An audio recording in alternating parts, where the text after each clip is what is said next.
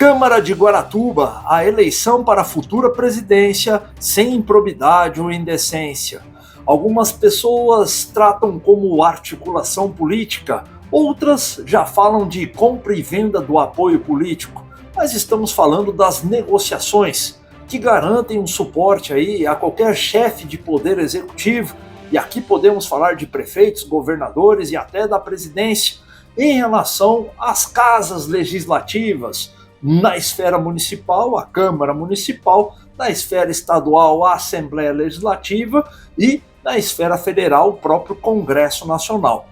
O que de fato tratamos aqui, pessoal, uma coisa é o convencimento pelo argumento, você angariar apoio porque consegue defender uma ideia. E a outra, e muito praticada em nosso país, infelizmente, é a compra do apoio político mediante a oferta de regalias que estão vinculadas a cargos políticos. Antes da gente falar das consequências, inclusive na esfera criminal dessa prática, eu quero tentar explicar para vocês aqui, para a gente entender como funciona a presidência da Câmara Municipal em Guaratuba. E para isso, trago para vocês aí o radialista Paulinho Max. O pessoal acha que o vereador mais votado tem direito, né, a ser o presidente da Câmara. E não é assim que funciona. Tem toda uma articulação agora para, né, os 13 vereadores vão escolher um vereador para ser o presidente. Percebam o termo usado pelo radialista Paulinho, porque ele fala de articulação e menciona 13 vereadores que irão escolher aí o presidente. E é nesse sentido, pessoal, diferente da eleição municipal, que é uma eleição popular, em que nós, cidadãos, vamos às urnas para escolher os nossos representantes, a eleição da mesa diretora, que define a presidência, a vice e os primeiro e segundo secretário, é decidida pelos próprios vereadores e vereadoras. É uma eleição interna corporis, ou seja, é uma questão interna e que não tem aí, portanto, qualquer vinculação com a vontade popular. O vereador Ricardo, o entrevistado de Paulinho Max na Rádio Alternativa, tentou mais ou menos explicar isso. Para que a população entenda, né, é montado chapa ali com 4 vereadores, né, para fazer o presidente, vice-presidente, primeiro secretário e segundo secretário. E aí você formando essa chapa de quatro vereadores, você pode aí concorrer a essa eleição, né? Não, nada a ver, Ricardo. O que você falou aí não tem absolutamente nenhum fundamento, nem no regimento interno, muito menos na lei orgânica do município. E eu dou o exemplo de 2021 para ti, vereador, que é justamente a eleição que o senhor participou, tendo lá Itamar Júnior como candidato a presidente, senhora Edna Castro candidata a vice e você mesmo candidato a primeiro secretário. Lembrando que a oposição não tinha nem 4 membros na ocasião da votação. Portanto, se houvesse essa necessidade de chapa de 4 vereadores, a oposição ali na época representada por vocês 3 não teria como disputar os cargos da mesa diretora. Portanto, seria uma exigência excludente, né, e, consequentemente, antidemocrática. Mas equívocos do vereador à parte, que tem voto, mas tem que dar uma estudada no regimento, doutor Ricardo.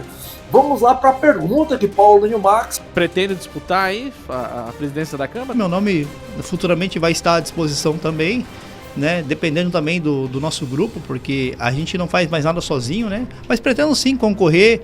Mais para frente a gente coloca o nome à disposição aí para tentar aí ser o presidente da Câmara. Ricardo Borba tem a pretensão e faz uma menção muito importante ao grupo. Por quê?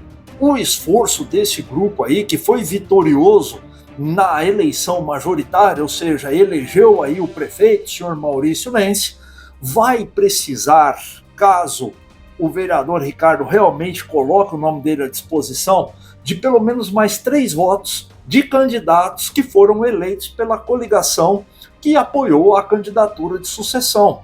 E é nesse sentido, pessoal, que Roberto Justus nos dá um pouco mais aí de conhecimento sobre isso. Hoje, 9 vereadores eleitos são da base. Eu fico muito feliz. É engraçado, porque eu espero que agora sejam da oposição, né? Eles são da base do nosso governo, compõem aí toda uma ideologia, toda uma visão de trabalho da nossa gestão, né?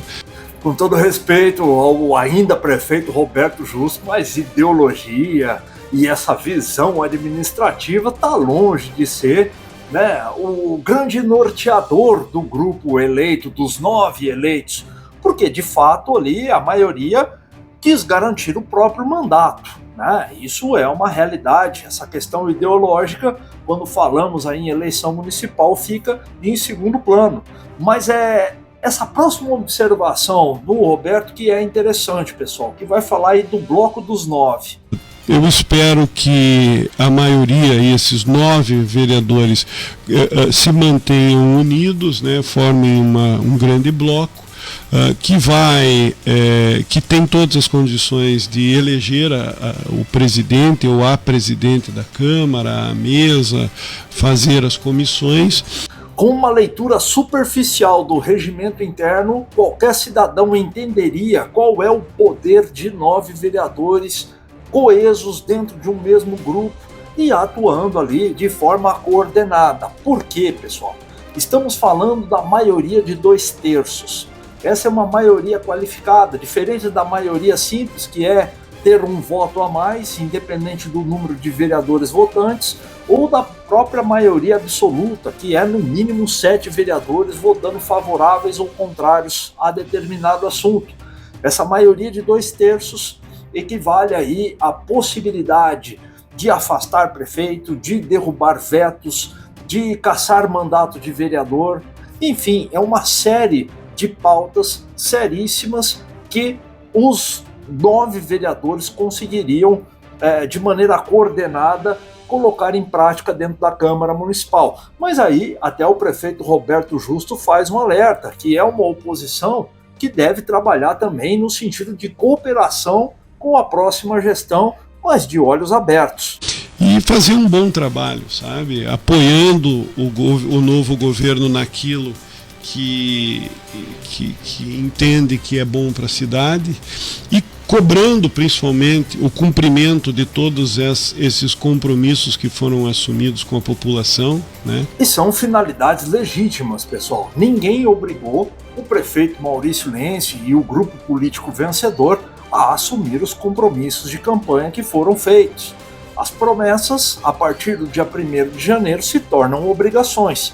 E é nesse sentido que a Câmara, para não ser um puxadinho, para não ser um anexo, ou então a casa do amém, como alguns chamavam, a Câmara, durante as próprias gestões do prefeito Roberto Justus, que sempre teve a maioria, né? Ultimamente agora foi traído por alguns, mas a gente vai esperar o Diário Oficial com as nomeações para ver se foram já beneficiados por promessas de cargo. É alguns boatos que chegam que a gente precisa esperar a confirmação, mas que, voltando ao assunto do futuro, pessoal, 9 vereadores são poderosíssimos, mas devem agir com a responsabilidade, priorizando a prosperidade da cidade, sem necessariamente se vender. Porque a lealdade ao grupo político que elegeu é fundamental. Tomara que o grupo permaneça unido, leal aí aos nossos compromissos e se saia vitorioso aí nas eleições para a mesa da Câmara Municipal de Guaratuba. E essa é a grande ironia do destino. O vereador Ricardo Borba, assim como a vereadora Edna Castro, se mantiveram firmes na oposição, não se venderam, não mudaram de lado. E o vereador Ricardo Borba teve sua atuação reconhecida, transformando ele do vereador menos votado em 2020 para o vereador mais votado da história, provando que ser oposição, fazer uma oposição, melhor dizendo, de maneira séria, com responsabilidade, em prol da cidade, tem sim o reconhecimento do eleitorado. Por outro lado, a grande ironia é que esse vereador que não se vendeu, mas que quer ser o presidente, precisa que pelo menos 3 vereadores ou vereadoras sejam comprados pelo grupo político dele para que ele consiga ser o presidente da Câmara. Uma ironia ingrata, que infelizmente mostra que a nossa cidade também está à mercê dessa política do toma lá da cá, mas que pode trazer aí muitos outros tipos penais, inclusive corrupção ativa e passiva, prevaricação, improbidade administrativa, então saindo da esfera criminal, mas a própria improbidade administrativa e, com certeza, a imoralidade, que é um princípio não muito observado aí na nossa Constituição Federal. E, aliás, é a moralidade, mas a imoralidade está tão padronizada aqui na nossa cidade que, enfim, a gente acaba confundindo. De mais a mais, essa provavelmente é a última publicação antes do Natal. Desejo a todos aí um Feliz Natal. Vamos ter a última publicação ali, ou talvez penúltima, vamos ver se alguns convites se confirmam, antes do Ano Novo. Então, até semana que vem a gente volta registrando a principal promessa de campanha, pelo menos ao meu ver, do futuro prefeito Maurício Lense.